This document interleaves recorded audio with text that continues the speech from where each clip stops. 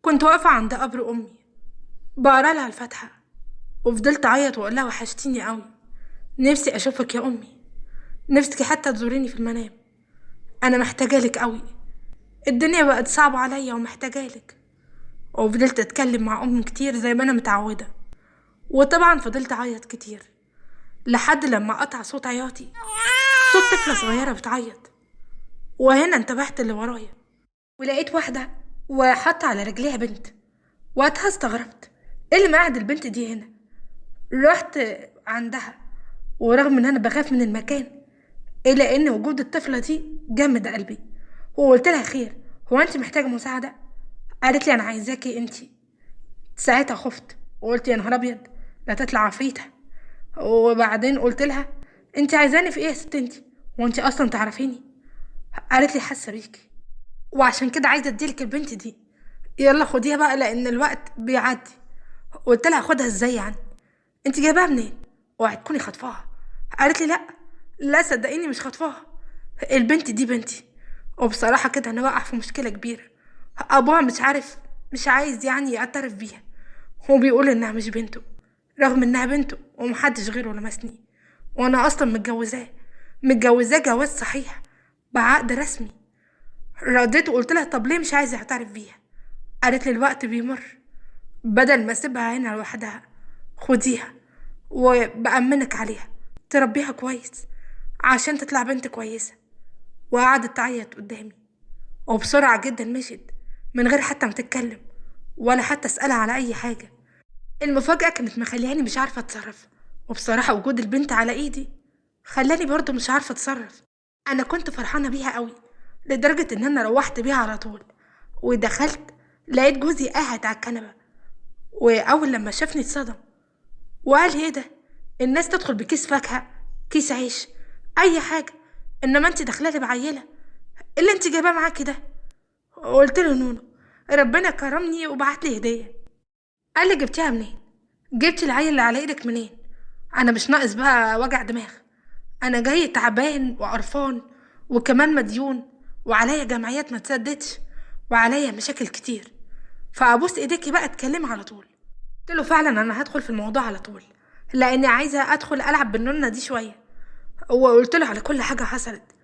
قال لي يعني تلاقي بنت في الشارع ولا حتى في المقابر تاخديها وتيجي على طول؟ انت عايزه تودينا في داهيه. قلت له بقول لك ايه، البنت دي هديه وجات لي، وانا ما صدقت بصراحه. انت عارف ان انا بقالي كتير قوي بدور على الخلفه ومش عارفه. اعتبرها يتيمه، البنت ابوها مش عايز يعترف بيها، وانا محتاجه لها. ايه المشكله بقى؟ قال لي هتودينا في داهيه، انا ما اقدرش اتحمل مسؤوليتها، احنا ما نعرفش اهلها مين ولا حتى مين اللي اديتها لك دي، يمكن تكون خطفها. قلت له ماليش دعوه، هو انا اللي رحت خطفت؟ وبعدين هقول لك حاجه، البنت شكلها جعانه وكانت قاعده بيها في الشارع.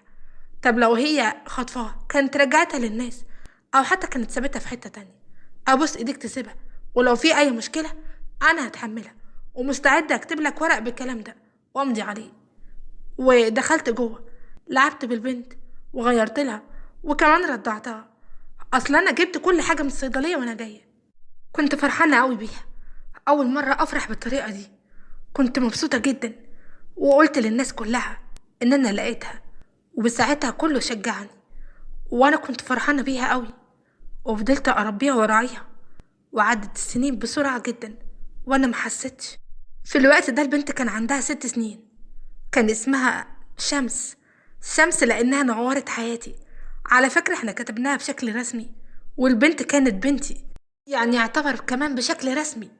وكان أبوها بيحبها جدا. عدت الأيام لحد لما جت واحدة جديدة، جارتي يعني، سكنت جديد. أنا ما كنتش أعرفها، ولأني ما بحبش أتدخل مع الناس الغريبة ما حبيتش ان انا اتدخل معاها في الكلام او حتى اقرب منها. بس هي كانت بتتعمد انها تقابلني على السلم وتسلم عليا، وكمان تلاعب بنتي. انا كنت بخاف على بنتي جدا، بس كنت بفرح لما حد بيكلمها او حتى بيحبها. وعدت الايام، والست دي كانت متعمدة تعمل كده كتير. مش بس كده، دي بدأت كمان تسلم على جوزي في نزلة والطلعة. وانا بصراحة اتضايقت جدا كمان، وابتديت كمان ازعل واتضايق من وجودها. عشان كده رحت كلمت صاحب البيت وقلت له ارجوك، عايزه الشقه اللي قصادنا على طول، عايزه اجرها منك. قال لي بس في ست ساكنه فيها، وبعدين انت هتعملي بيها ايه؟ ما انت شقتك ما شاء الله واسعه وكويسه واكبر منها بكتير. قلت له انا حابه الشقه دي، لو تقدر تعمل كده اعمله، يعني هديك اللي انت عايزه، لو حتى ضعف الايجار. قال لي للدرجه دي؟ للدرجه دي يا ست شيماء؟ على العموم هي فيها ست غلبانه، وانا ما بنحبش نضايق حد، اصل حرام ربنا يحاسبنا.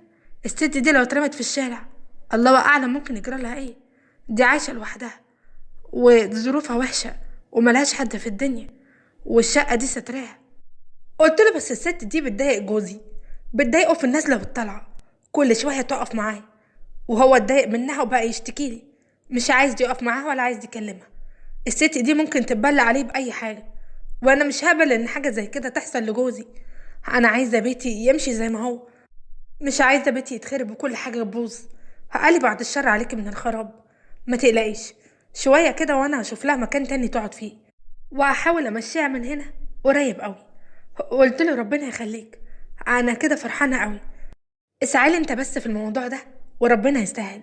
واديته شويه فلوس قبل ما امشي، وطلعت على البيت، بس لقيتها واقفه عند الباب بتاعي ومعاها صينيه فيها عصير. قلت لها خير، في حاجه ولا ايه؟ قالت لي ايوه، انا جايبه لكم العصير ده انا عاملاه بايدي، عاملاه في البيت يعني، ليكي وللاستاذ وللنونه الصغيره، ده انا حبيتها قوي. قلت لها شكرا مش عايزين حاجه، يا ريت تدخلي شقتك وتقفلي على نفسك بابك وبطلي بقى الطريقه دي. ودخلت وقفلت الباب في وشها، كانت تقريبا كده واقفه مولعه، وقالت لي شكرا، كل ده من ذوقك. حاولت بعد كده ان انا اتجاهلها، او اتجاهل حتى ان انا اشوفها خالص، لحد لما في يوم كنت جايه من بره وطلعت على السلم ولقيتها خارجه من شقتي. وقفتها وقلت لها كنت فين؟ بتعملي ايه جوه شقتي؟ قالت لي بنتك كانت بتعيط وجوزك ما كانش عارف يسكتها، وانا دخلت اسكتها يعني، لانك ما كنتش موجوده.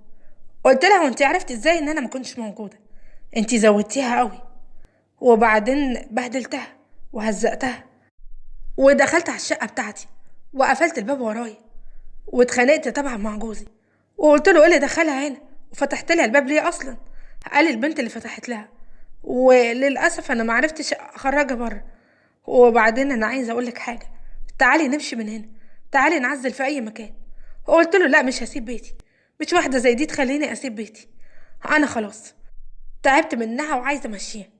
وفضلت افكر كتير في طريقه امشيها بيها، فكرت كتير لحد ما لقيت طريقه، وفي الوقت ده هديت الامور خالص معاه، بالذات قدام جوزي، وبطلت اتكلم عليها وحش.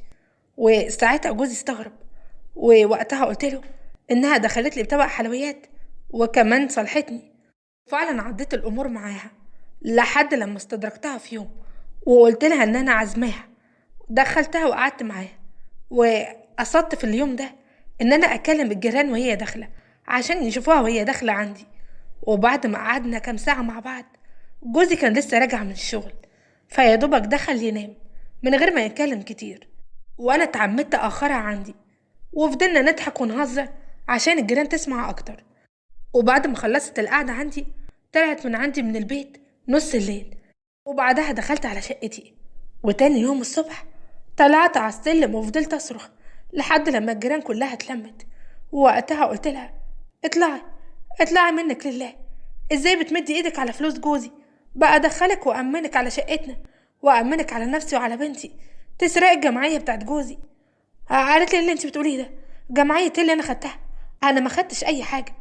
قلت لها كنت سهرانه عندي طول الليل امبارح، والجمعيه كلها كان المبلغ كله كان في الدولاب، دي جمعيه كبيره وجوزي كان قابضه، ولازم الفلوس دي كلها ترجع، لان اصحاب الفلوس مش هيسيبونا، وانا مش هسيبك النهارده غير لما تطلعي الفلوس.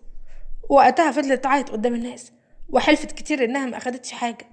قلت لهم يبقى خلاص حكمي عليها انها تمشي من هنا، مش عايزاها تقعد في البيت ده. الناس حكمت عليها انها تمشي. وهنا ظهر الوش التاني، لما لقيتها قاعده بتماطل في الخناقه وعماله تتخانق وتجيب كلمه من الشرق وكلمه من الغرب، لحد لما جه ميعاد جوزي اللي جه من الشغل، واتصدم من اللي حصل وما كانش فاهم فيه ايه. انا مرضتش افهمه عشان ما يظهرش براءتها قدامهم، لانه طبعا متاكد انها ما خدتش حاجه. المهم، وقتها قال في ايه؟ قلت له الست دي سرقت الفلوس بتاعتك اللي كنت شايلها في الدولاب، يعني الجمعيه كلها. رد وقال ازاي بس؟ ايه اللي خلاها تدخل الاوضه؟ وايه اللي خلاها تمد ايديها عليهم؟ قلت له معرفش، واحده ايديها طويله، مش ايديها وبس، والله اعلم في ايه تاني.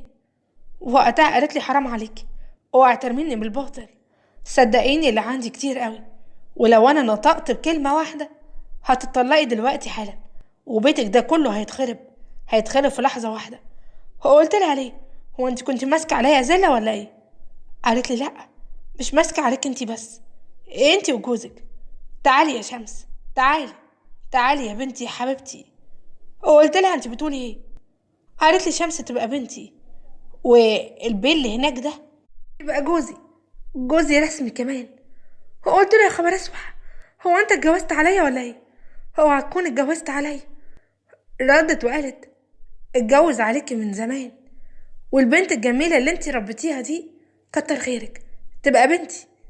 قلت لها لا، مش عشان انتي ست مش كويسة تبالي على جوزي، بقى عشان انتي كنتي عايزة تخطفيه تبالي عليه. قالت لي ابدا مش بتبلى عليه، بعد كمان قسيمة الجواز ووريتها للناس كلها اللي واقفة.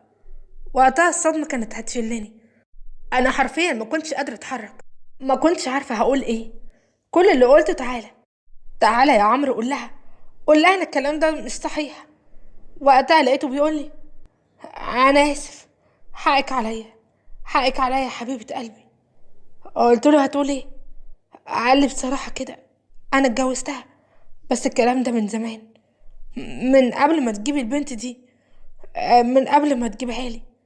انا كتبت عليها واتجوزتها اسبوع واحد بس ساعتها حسيت بتأنيب الضمير، ما قدرتش اخونك اكتر من كده، وسبتها ومشيت. وجات لي بعد فترة وقالت انها حامل، وانا قلت لها مش عارف الحمل ده مني انا ولا من واحد تاني، وطبعا طردتها. وهي كملت وقالت ايوه طردني وانا حامل، وانا استنيت لحد ما ولدت، وقابلتك في المقابر بالليل عشان ما تاخديش بالك من ملامحي، وكنت مغطية تقريبا اغلبية وشي عشان ما تعرفينيش كويس.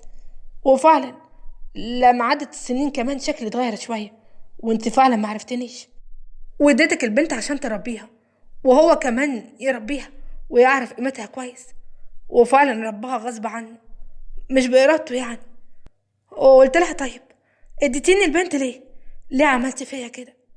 قالت لي بصراحة لأن كان جايلي عريس تاني واتجوزت، بس اتطلقت، وعشان كده رجعت تاني عشان اخد بنتي. انا مش عايزة جوزك في حاجة، انا بس عايزة البنت، انا خلاص علمته الادب. قلت لها لا، بنتي مش هتاخديها مني، لو عايزة جوزي خديه، انا خلاص ما بقتش عايزاه.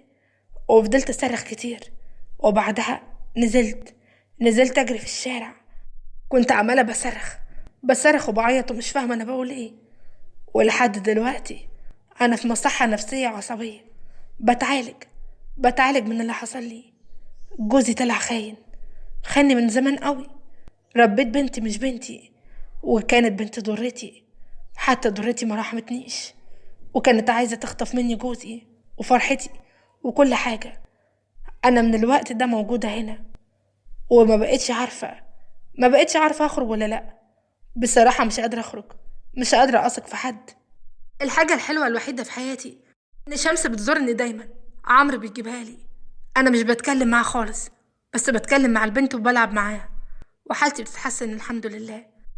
اوعى في حياتك تدي الامان لحد وتخليه يحبك ويتعلق بيك ويأمن لك في كل حاجة، وتخونه ولا تطعنه في ظهره. دي اكبر حاجة ممكن تأذي البني ادم وتعيشه في جحيم.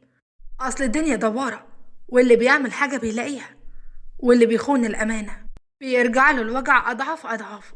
لو عجبتكم القصة ما تنسوش تضغطوا لايك وتشتركوا في القناة وتفعلوا زر الجرس عشان يوصل لكم اشعار بكل القصص الجديدة. ولو انت بتتابعنا على صفحة الفيسبوك ما تنساش تضغط لايك ومشاركة، وكمان متابعة لصفحة الفيسبوك. اشوفكم على خير ان شاء الله.